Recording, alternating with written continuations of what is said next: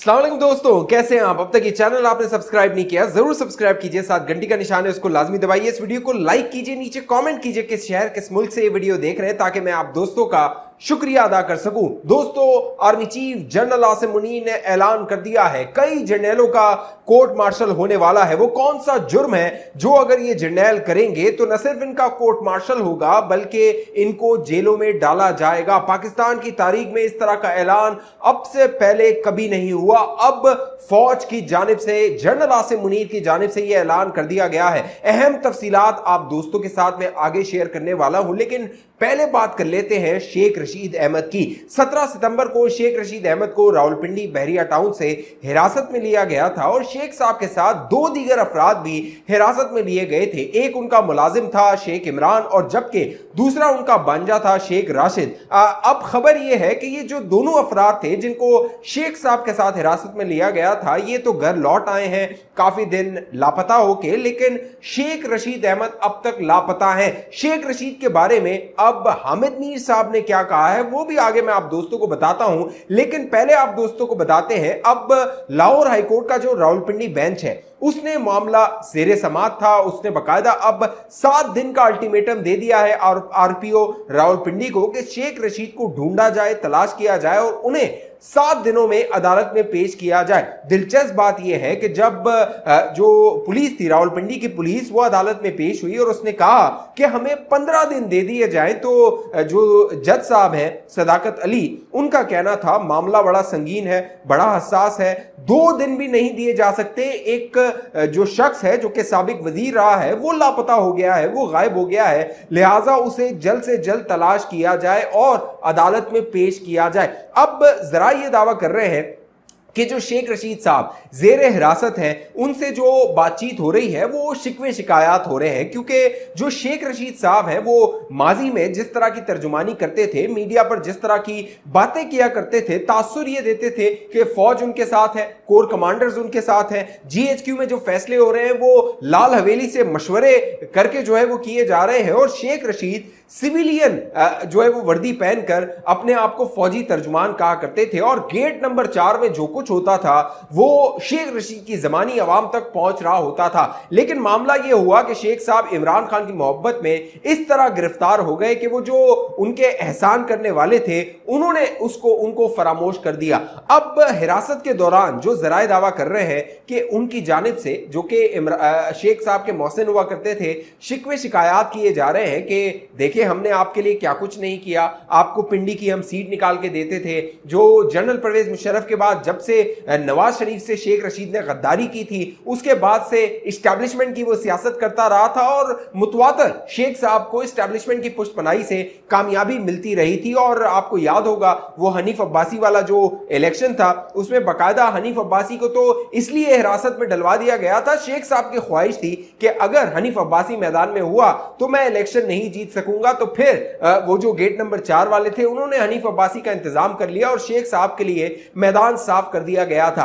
अब मामला यह है कि शेख साहब जिन्होंने उन्हें रोटी खिलाई थी, जिन्होंने उन्हें जो है वो दाना डाला था, अब शेख साहब उन्हें ही काटने को दौड़ गए थे, लिहाजा वही उठाकर शेख साहब को ले गए हैं। अब बताया यह जाता है कि इससे पहले जब इमरान खान के साथ शेख साहब थे और इस्टेब्लिशमेंट के इमरान खान के साथ हालात खराब हो गए, मामलात खराब हो गए, तो शेख साहब को गिरफ्तार किया गया था। आपको याद होगा शेख साहब उस वक्त मौका यह भी आया था कि वो आपदीदा हो गए थे, उनके आंसू निकल आए थे, लेकिन वो जो गिरफ्तारी थी वो शेख साहब को मैसेज दिया गया था, बताया गया था कि मामला जो है वो बहुत संगीन है, लिहाजा अब आप जो है वो अपना सॉफ्टवेयर अपडेट कर दीजिए और जो हालात हैं उसके साथ अपने आप को डाल लिया जाए। लेकिन शेख साहब इमरान खान को छोड़ने को तैयार नहीं थे, क्योंकि शेख साहब को पता था इमरान खान के सिवा वो जो पिंडी की सीट है उसके सपोर्ट के बगैर, तहरीक इंसाफ के वोट के बगैर वो नहीं निकाल सकेंगे, लिहाजा उन्होंने अपने आप को इमरान खान के साथ नती कर लिया। फिर शेख साहब की हिरासत हो गई, गिरफ्तारी हो गई,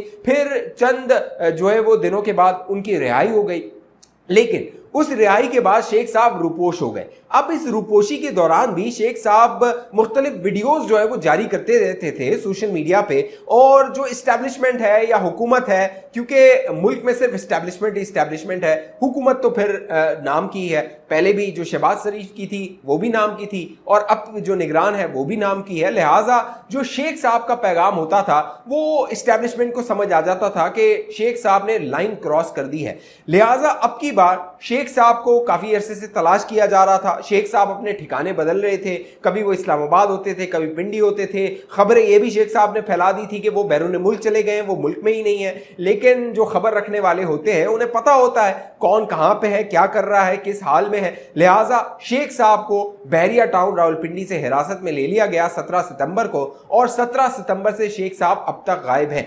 एक और जो बड़ा सदमा है वो शेख साहब को पहुंचा है। दावा यह किया जा रहा है शेख साहब इस बात को अब तस्लीम नहीं कर रहे कि वो लापता हो चुके हैं, क्योंकि शेख रशीद अहमद जो कि इस्टेब्लिशमेंट के गुड बुक्स में हुआ करता था वो इस बात को एक्सेप्ट करने को तैयार नहीं है, तस्लीम करने को तैयार नहीं है कि उन्हीं इदारों ने मुझे लापता कर दिया है। कभी तो मैं दलाइल दिया करता था कि जो लापता लोग हैं उनके हवाले से जो है वो खुद से लापता हो गए हैं, शेख साहब ये कहा करते थे।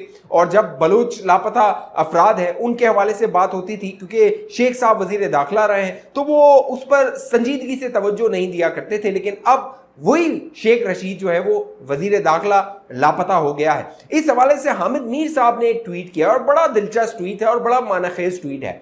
हामिद मीर साहब ने कहा है कि एक वक्त था जब शेख रशीद अहमद साहब जो बलूचिस्तान के लापता अफराद होते थे उनके मामले को संजीदा नहीं लिया करते थे, लेकिन अब मामला ये हो गया है कि वो खुद लापता हो गए हैं। लेकिन खुशी की बात यह है हामिद मीर के मुताबिक शेख रशीद बलोच नहीं है। अगर वो बलोच होता तो फिर वो वापस ना आता, लेकिन अब अदालत ने तो हुक्म दे दिया है कि 7 दिनों में यानी 1 हफ्ते में शेख रशीद को अदालत में पेश किया जाए। और यही मामला इमरान रियाज खान के साथ हुआ था। आपको याद होगा इमरान रियाज खान को बार बार हिरासत में लिया गया था, इमरान रियाज खान को बार बार मैसेज दिया गया था, बताया गया था कि लाइन क्रॉस ना की जाए, हद क्रॉस ना की जाए। आप हमारे साथ काम करते रहे हैं, फौज के लिए, एस्टेब्लिशमेंट के लिए काम करते रहे हैं, एजेंसियों से फाइलें लेकर लोग जो सियासतदान हैं उन पर बहुतान लगाते रहे, लिहाजा अब हमारी रोटी खाई है तो हमसे मियाऊ ना कीजिए। लेकिन जो इमरान रियाज खान था उसने भी लाइन क्रॉस कर दी, उसको गिरफ्तारी करके मैसेज दिया गया था, लेकिन फिर उसका सॉफ्टवेयर अपडेट नहीं हुआ तो फिर उसको उठा लिया गया और कई दिनों तक, तकरीबन 137 दिन तक इमरान रियाज खान लापता रहा।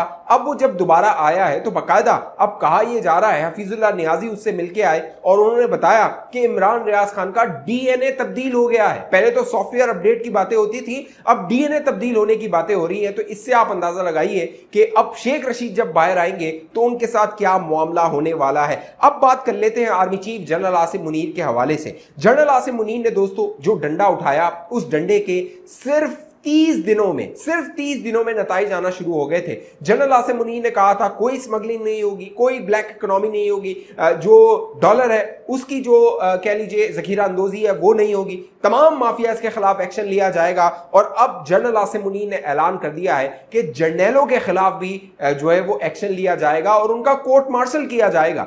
उसकी जो वजह बताई गई है वो ये है कि जो बॉर्डर्स हैं जहां से स्मगलिंग होती है, क्योंकि अब वजीर दाखिला निगरान सरफराज बुख्ती ने प्रेस कॉन्फ्रेंस की मुर्तजा सोलंकी के साथ जो कि वजीर इत्तलात है और बताया कि अब आर्मी चीफ ने दो टोक पैगाम दे दिया है कि जो सरहदी इलाके हैं वहां से जो सिक्योरिटी फोर्सेस हैं वहां तैनात होती हैं, लिहाजा उनकी नाक के नीचे से यह मामला हो रहा होता है। अब कोई भी अफसर चाहे वो मेजर हो, कर्नल हो, ब्रिगेडियर हो, चाहे वो लेफ्टिनेंट जनरल हो, कोई भी अफसर अगर स्मगलिंग में पाया गया, वो शामिल हुआ तो न सिर्फ उसका कोर्ट मार्शल होगा बल्कि उसको जेल जाना पड़ेगा। ये जनरल आसिम मुनीर ने दो टोक ऐलान कर दिया है। इसीलिए जो डॉलर है वो तेजी से नीचे आ रहा है, तकरीबन अब 250 को इंशाल्लाह आने वाला है। रुपया तारीखी तौर पे मजबूत हो रहा है, डॉलर जो है वो नीचे जा रहा है और पाकिस्तान के हालात बेहतर हो रहे हैं। तो देखना है कितने जर्नैलों की गिरफ्तारी होती है और कितने जर्नैल जो है वो जेल की सलाखों के पीछे जाते हैं, जो कि अब जनरल आसिम मुनीर ने ऐलान कर दिया है। लेकिन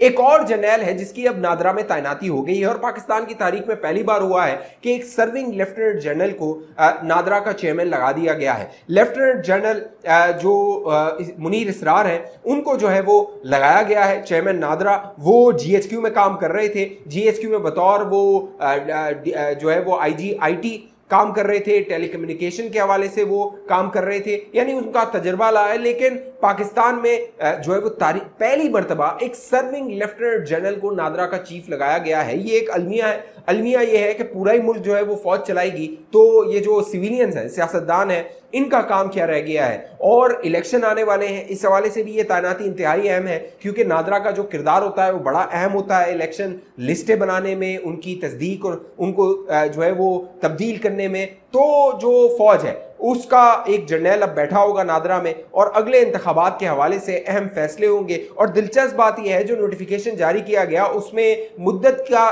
तयन भी नहीं किया गया। आमतौर पे जो चेयरमैन नादरा होता है उसकी मुद्दत 3 साल की होती है, लेकिन अब जो नए लेफ्टिनेंट जनरल हैं इनको लगाया गया है, इनकी गैर मुअय्यना मुद्दत तक तैनाती कर दी गई है। अब ये कितने साल के लिए आए हैं, कब तक रहेंगे, ये बात जो है वो किसी को मालूम नहीं है। इस हवाले से देखना है जो सियासी जमातें हैं उनका रद्द-ए-अमल क्या आता है, वो इस तैनाती को कबूल करते हैं या नहीं करते हैं। आने वाले दिनों में पता लग जाएगा, मैं आप दोस्तों को बताता रहूंगा। सियासी मामलात में दिलचस्पी रखते हैं, जरूर इस चैनल को सब्सक्राइब कीजिए, साथ घंटी का निशान है उसको लाजमी दबाइए। फेसबुक पे देखने वाले दोस्त पेज को लाइक फॉलो करके इस वीडियो को लाजमी शेयर कर दीजिए। अगली वीडियो तक मुझे इजाजत दीजिए, अपना ख्याल रखिएगा।